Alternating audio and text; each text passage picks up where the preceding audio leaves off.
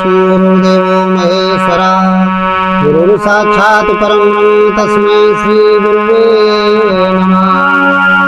ध्यानमूलं गुरुर्मूर्ति पूजामूलं गुरुपदं मंत्रमूलं गुरुर्वाक्यं मोक्षमूलं गुरुकृपा। अखण्डमण्डलाकारं व्याप्तेन चराचरं तत्पदं दर्शितं येन तस्मै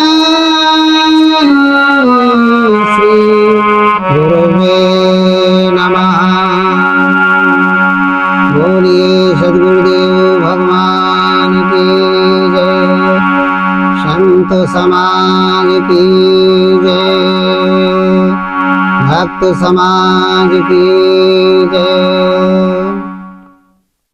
आज का जो सत्संग है बड़ा सुंदर है। संत कबीरदास जी का भक्तकालीन संत थे, हुए हैं, बड़े वंदनीय स्मरणीय और पूजनीय संत हैं संत कबीरदास जी। उनसे किसी जिज्ञासु भक्त ने पूछा था, वो प्रश्न मेरे सामने भी आया कि स्वामी जी आप बीजक के माध्यम से सठ और मूरख में अंतर बताएं।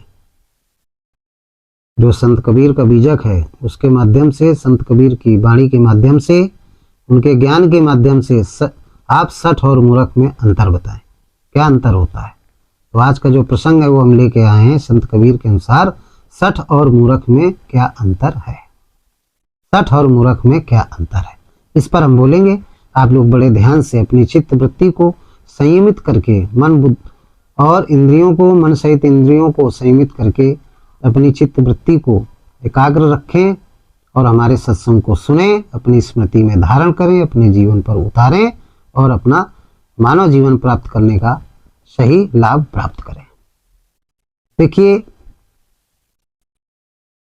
संत कबीर ने कहा कि मूरख और सठ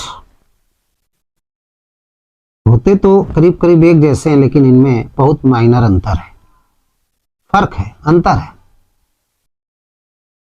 सठ क्या होता है, मूर्ख क्या होता है। उसमें उन्होंने कहा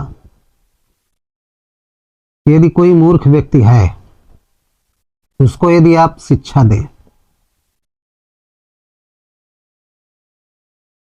तो शिक्षा बेकार चली जाती है। मूर्ख व्यक्ति को शिक्षा देना बेकार है। और यदि सठ है तो सठ को सुधारा जा सकता है। सठ का मतलब होता है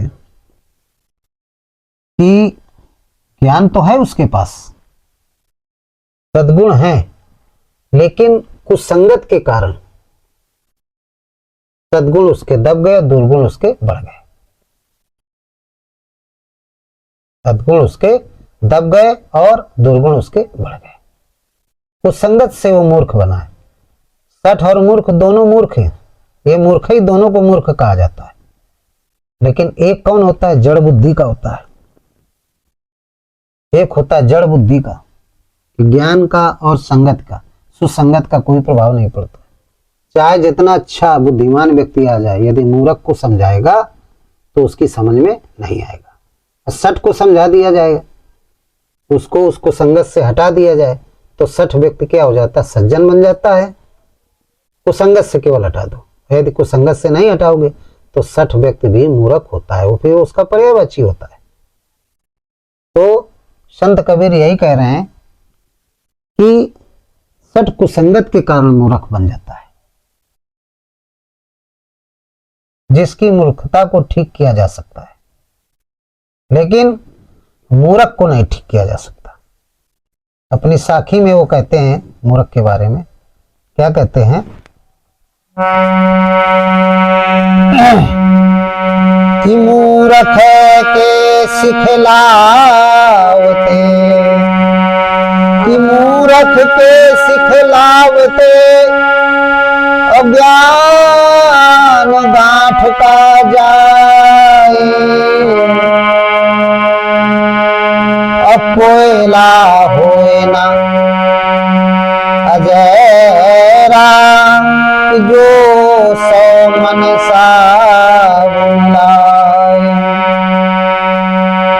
कि मूर्ख के सिखे लावते ज्ञान गांठ का जाए,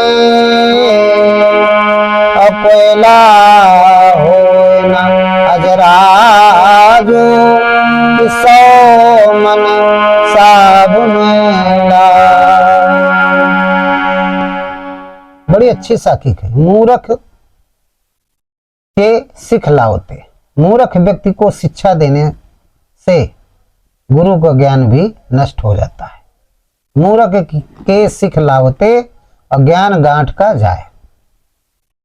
यदि मूर्ख व्यक्ति को आप शिक्षा देने लगे तो आपके अंतःकरण में जो ज्ञान है, जो आपका ज्ञान है, वो भी नष्ट हो जाएगा। ज्ञान गांठ का जाए, गुरु का ज्ञान भी नष्ट हो जाता है। इसलिए अनाधिकारी को कभी शिक्षा नहीं दी जाती, उसको ज्ञान नहीं दिया जाता है। किसको ज्ञान दिया जाता है? आरती अधिकारी जो पावे, बूढ़ो तत्व न साध दुरावे। जो संत लोग हैं, सद्गुरु लोग हैं, वो जो अधिकारी पुरुष होता है, जो श्रोता अधिकारी होता है, उसको ज्ञान प्रदान करते हैं, अनाधिकारी को नहीं देते। क्यों? अनाधिकारी मूर्ख होता है। मूर्ख के सिखला होते हैं। संत कबीर कहते हैं मूर्ख के सिखला होते हैं अपनी साखी में। और ज्ञान गांठ का जाए, ज्ञान गांठ का जो ज्ञान है, अपनी आपकी स्मृति में जो ज्ञान है, वो भी नष्ट होने लगेगा। आप उसको यदि बार बार ज्ञान का उपदेश दे रहे हैं तो उसी के समान हो जाएंगे। जैसे कोयला होम न अजरा, कहते हैं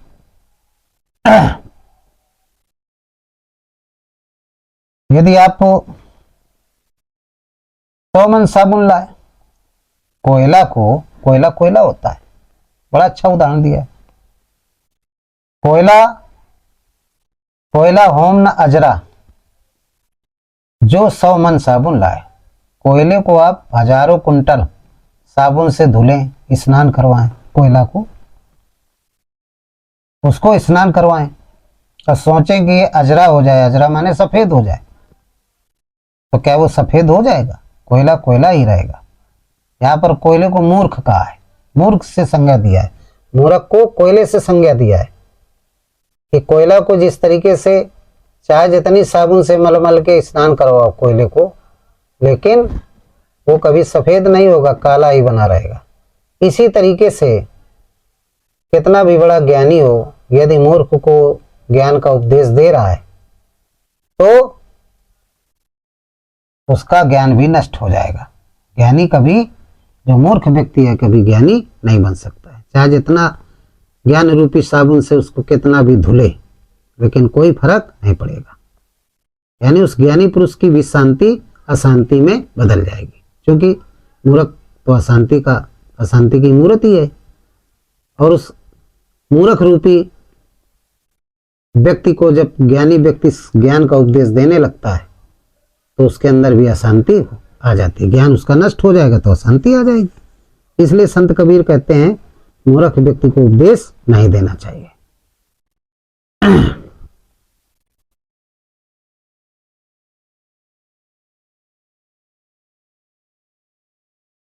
तो इसी प्रकार आगे बताते हैं कि जो सज्जन पुरुष होते हैं वो इस बात को जानते हैं। सज्जन पुरुष जो होते हैं वो इस बात को जानते हैं। और जो बेचारे दयालु होते हैं कि चलो नहीं पहचान पाए किसी कारणवश, सज्जन वो भी होते हैं, तो बेचारे फंस जाते हैं। लेकिन जब उनको ज्ञान होता है कि अरे कोई पत्थर में सर मारने से कोई फायदा नहीं है, सर फूटेगा, पत्थर पर कोई प्रभाव नहीं पड़ेगा, तो भी अपनी ज्ञान की गांठ को बांध करके चल देते हैं। तो मूर्ख व्यक्ति पर ज्ञान का उपदेश का प्रभाव बिल्कुल नहीं पड़ता है। तो जिज्ञासु ने पूछा संत कबीर से कि गुरुजी क्यों नहीं पड़ता है, ऐसा क्या है कि कोई प्रभाव नहीं पड़ता है, कारण क्या है? तो संत कबीर बताने लगे कि सुनो मेरे शिष्यों, क्यों प्रभाव नहीं पड़ता है। कहते हैं कि मूढ़ है कर्मिया मानवा, नख सिख पाखर आई, वाहन हारा क्या करे कि जो बान न ला देता।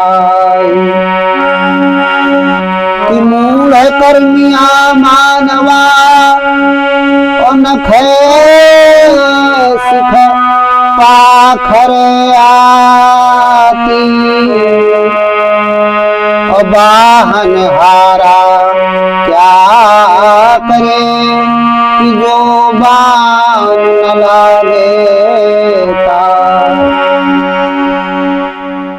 संत कबीर कहते हैं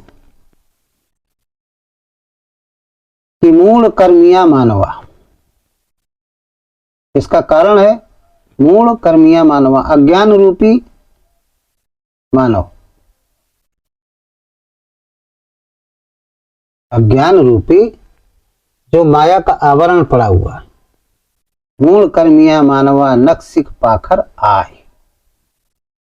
नख से सिख तक, नाखूनों से, पैर के नाखूनों से लेकर के सर तक जिसके माया का आवरण पड़ा हुआ है तो उसके कोई प्रभाव नहीं पड़ेगा।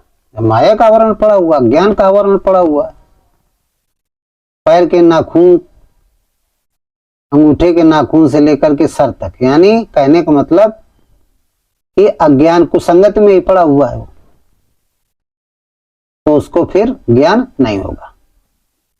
वाहन द्वारा क्या करे, वाहन हारा क्या करे, जो बाण न लागे ताई। कहने का तात्पर्य है कि अज्ञान रूपी माया का आवरण पड़ा रहता है। ज्ञानी व्यक्ति चाहे जितने ज्ञान के बाण चलाए, चाहे जितने चलाए, मगर एक भी ज्ञान का बाण का प्रभाव उस पर नहीं पड़ता है, एक भी नहीं पड़ता है। चाहे जितने ज्ञान के बाण चलाए, रात दिन उसको सत्संग सुनाए, खूब उसको अलग करके सुनाए, भीड़ से हटा करके अलग सुनाए, चाहे जितने सदग्रंथों का प्रयोग करके उसको बताए, पढ़ने के लिए दे, लेकिन कोई प्रभाव नहीं पड़ेगा। वो कोयला है तो कोयला है, कोई प्रभाव नहीं पड़ता, उस पर कोई भी प्रभाव नहीं पड़ता है। इसी बात को संत तुलसीदास जी ने भी कहा है, जो संत कबीरदास जी ने कहा है वही संत तुलसीदास जी ने कहा है कि सठ को तो सुधारा जा सकता है, मूर्ख को नहीं सुधारा जा सकता। क्या कहा है संत तुलसीदास जी ने कि सठ सुधरही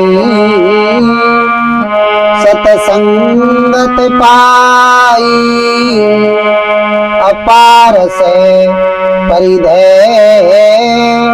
उदाते सुहाई। कि सठ सुधरही सतसंगत पाई, अपार से परिधे उदात सुहाई। पार से परिधे उदात सुहाई। सठ सुधरे सत्संगत पाई, पारस परिस उदात सुहाई। जो सठ व्यक्ति होते हैं, भ्रमित होते हैं, कुसंगत में पड़ जाते हैं और कुसंगत में पड़ने की वजह से मूर्ख हो जाते हैं, उनको ठीक किया जा सकता है। कुसंगत से हटा दो, सुसंगत में ले आओ तो मूर्खता से बच जाएंगे, सज्जन बन जाएंगे, तो उनको तो ठीक किया जा सकता है। लेकिन जो मूर्ख है उसको नहीं ठीक किया जा सकता। गोस्वामी जी ने उसके बारे में लिखा है कि मूर्ख हृदय न चेत, कि जो गुरु मिलहि विरंच समय, और फूलहि फरहि न भेत, कि यद्यपि बरसहि जलधि जल। मूर्ख हृदय न चेत, कि जो गुरु मिलहि विरंच समय, और फूलहि फरहि न भेत, कि यद्यपि बरसहि जलधि जल। मूर्ख हृदय न चेत, जो गुरु मिलहि विरंच सम, फूलहि फरहि न भेत, यद्यपि बरसहि जलधि जल। मूर्ख के हृदय में कोई चेतना नहीं हो सकती, चाहे संक ब्रह्मा के समान। ब्रह्मा किसे कहते हैं? चार प्रकार की बुद्धि को। ब्रह्मा के चार सिर थे, तो चार सिर वाला कोई ब्रह्मा नहीं है, बुद्धि को कहा गया है। बुद्धि रूपी जो बुद्धि होती चार प्रकार की, ब्रह्म बुद्धि, ब्रह्म विदुर बुद्धि, ब्रह्म विद्रियान बुद्धि और ब्रह्म विद्रियष्टि बुद्धि। ये चार प्रकार की बुद्धि है, वो ब्रह्म ज्ञान है। बुद्धि चार प्रकार की है, तो चार प्रकार की बुद्धि भी आ जाए यदि समझाने, तब भी मूर्ख के मन में कोई प्रभाव नहीं पड़ेगा, कोई शरीर में प्रभाव नहीं पड़ेगा, उसकी चित्त वृत्ति में कोई प्रभाव नहीं पड़ेगा। उसी प्रकार से जिस प्रकार से फूलें फरें न बेत यद्यपि बरसें जलत जल। बेत का पेड़ होता है, बेत जो जैसे बुजुर्ग लोग चलते हैं लेकर के बेत, तो वो कभी ना फूलता है ना फलता है। यद्यपि बरसें जलद जल, चाहे जितना जलद माने बादल पानी की वर्षा करें, कितनी भी बरसात हो, लेकिन बेत का जो पेड़ होता है वो कभी फूलता नहीं। जब फूलेगा नहीं तो फरेगा नहीं, उसकी कलम ही लगाई जाती है, कलम ही लगाई जाती है।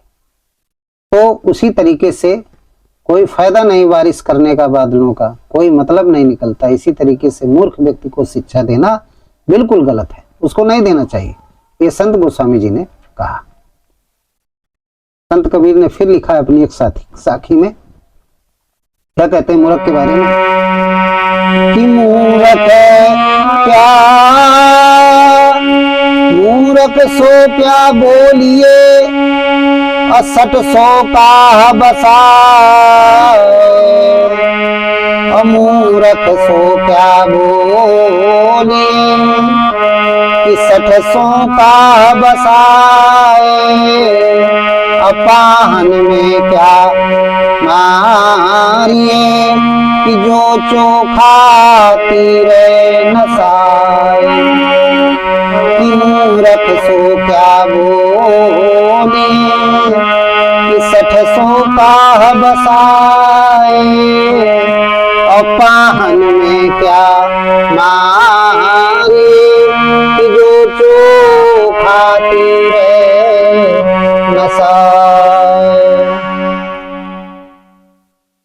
संत कबीर कहते हैं कि मूर्ख सो क्या बोलिए, मूर्ख से क्या बोलना है, उससे यदि बात करेंगे तो कोई मतलब नहीं। मूर्ख व्यक्ति 60 का बसाए, 60 को क्या ज्ञान का उपदेश देंगे, कोई मतलब नहीं। मूर्ख से चाहे वाणी से बोल लो, 60 को चाहे पास में रख लो, तो कोई फर्क नहीं पड़ेगा।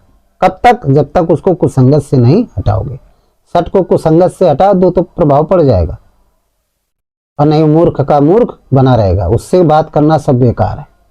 जैसे पाहन में क्या मारिए जो चोखा तीर नसाए, कोई नुकीला तीर हो, बहुत पैना तीर, तीर धनुष में जो लगाया जाता है, तीर कमा, तीर बाण जिसको कहते हैं, खूब पैना बाण हो, अब पत्थर पे उसको मार दो आप, तो क्या पत्थर में प्रभाव पड़ेगा? पत्थर में प्रभाव नहीं पड़ेगा, पत्थर इज पत्थर।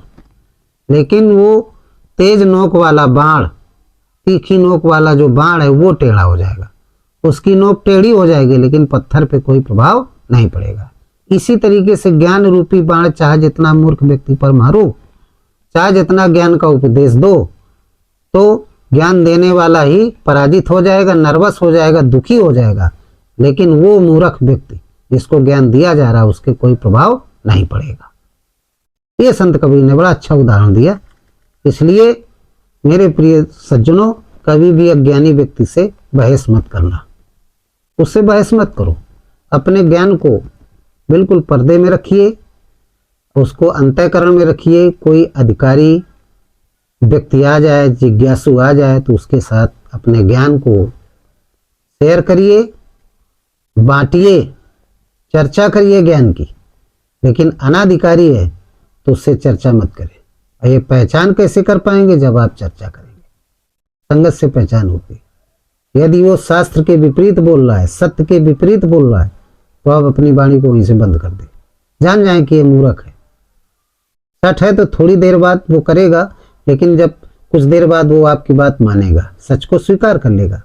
और काफी लंबी वार्ता के बावजूद भी वो स्वीकार नहीं कर रहा है, तो मान लीजिए कि ये सच नहीं है, तो मूर्ख है। अब इसको सुधारने कोई मतलब नहीं। फूलें फरें न बेत जद्दे बरसें जलद जल। चाहे जितना हम ज्ञान रूपी अमृत की वर्षा करें, लेकिन ये बेत का बेत ही रहेगा, ठूंठ का ठूंठ ही रहेगा, मूर्ख का मूर्ख ही रहेगा। इसलिए इसको फिर ज्ञान का उपदेश नहीं देना चाहिए। उसके यहाँ से आना जाना बंद कर दो। मूर्ख से मूर्ख कोई मतलब नहीं, उसकी संगत से दूर हो जाओ। उसी में आपकी चित्त वृत्ति शांति में रहेगी। नहीं आप अशांत हो जाएंगे, आप दुखी हो जाएंगे, आपका जो ज्ञान है वो भी धीरे धीरे नष्ट हो जाएगा। और उसी की संगत में जाओगे तो आप वैसे ही हो जाएंगे। तो संगत वाला व्यक्ति है, नित्य आप उसके पास बैठो। जैसे एक दारू पीने वाला व्यक्ति है, कुसंगत में ये सब सारी चीज आती है, झूठ बोलने वाला है और गंदे पदार्थ खाने वाला, गंदी बातें करने वाला, ये सब कुसंगत है। गंदी जगह पर बैठने वाला, गंदी जगह पर बैठने वाला, गंदी बात करने वाला और गंदी चीज का आहार करने वाला, ये सब क्या है? ये सब क्या है? ये सब कुसंगति है।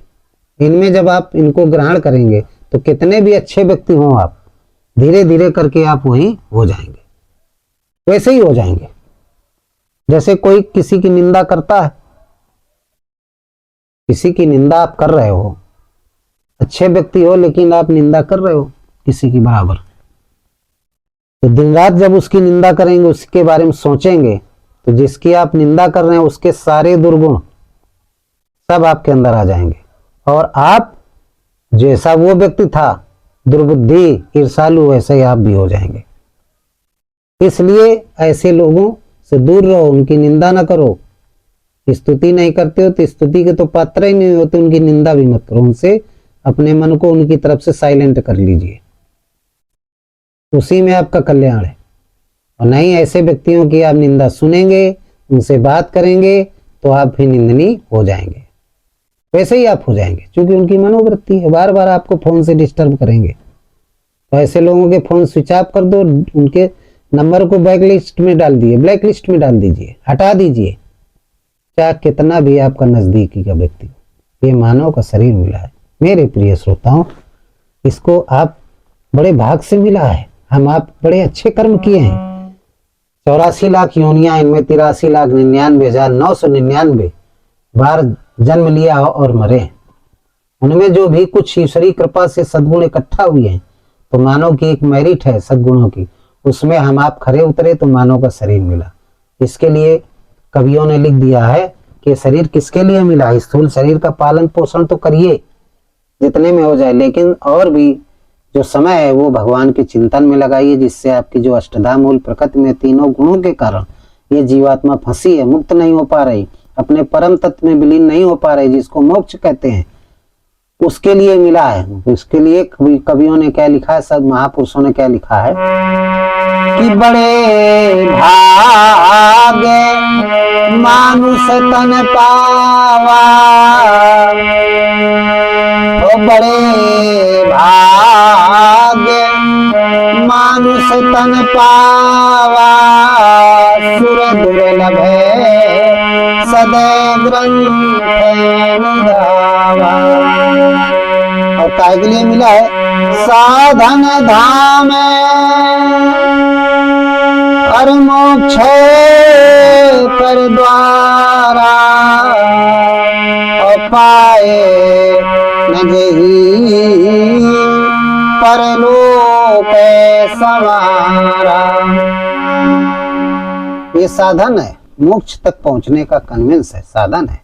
और इसको पा करके जिसने परलोक नहीं संवारा तो समझ लो उसका जीवन बेकार है। ये जीवात्मा को आत्मा तक दूरी तय करने वाला एक साधन है। जीवात्मा को आत्मा से मिलाने का, परमात्मा से मिलाने का एक साधन है, कन्विंस है। टेम्पो है, रेलगाड़ी है, स्कॉर्पियो है, हवाई जहाज है, ये साधन है, बस है। इसको पा करके यदि आप वहां नहीं पहुंचे, फिर 84 में चले गए तो बेकार है जीवन आपका। आप मूर्ख के मूर्ख ही रहे, सारे जीवन मूर्ख बने रहे।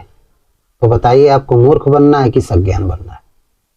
यदि आप लोग सठ हो तो आप सुधर जाइए, मूर्ख मत बनिए।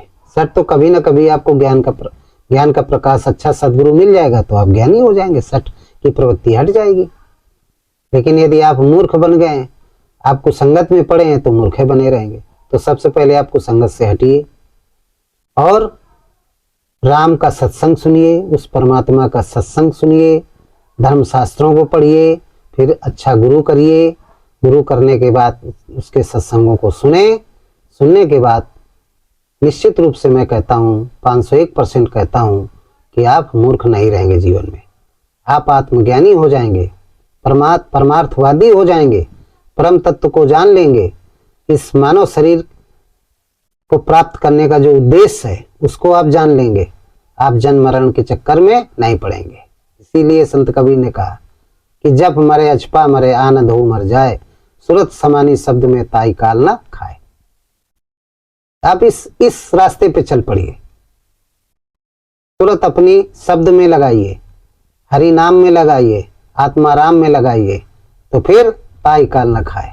फिर इस शरीर को, इस जीवात्मा को काल नहीं खा सकता। कहने का मतलब, ये काल का मतलब होता है जन्म मरण का चक्र, समय। उस चक्र में 84 में जीवात्मा नहीं जाएगी, इसको मोक्ष मिल जाएगा, ये परमात्मा से मिल जाएगी, आत्मा से मिल जाएगी और इसको मोक्ष मिल जाएगा, परम गति मिल जाएगी। तो आप लोग बात समझ गए होंगे कि सठ क्या है और मूर्ख क्या है। तो ना सठ हैं तो आप कुसंगत को छोड़ दें तो आप सुसंगत में आ जाएंगे, तो आप सज्जन हो जाएंगे। यदि मूर्ख हैं जन्म से तो फिर आप सत्संग सुनिए, नित्य सत्संग सुनिए, अच्छे लोगों का साथ करिए, अच्छे शास्त्र पढ़िए। निश्चित रूप से मैं कह सकता हूं कि मूर्खता हट जाएगी, आप सज्जन पुरुष बन जाएंगे, मानव जीवन का सही लाभ मिल जाएगा, इस उद्देश्य को पूरा कर पाएंगे, आपका जीवन धन्य हो जाएगा। इन्हीं शब्दों के साथ आज के हम कार्यक्रम को समाप्त करते हैं। बोलिए आत्मा राम की जय, सद्गुरुदेव भगवान की जय, भक्त समाज की जय, संत समाज की जय। सर्वे भवन्तु सुखिना, सर्वे सन्तु निरामया, सर्वे भद्राणि पश्यन्ति मा कश्चित् दुःखभाग् भवेत्।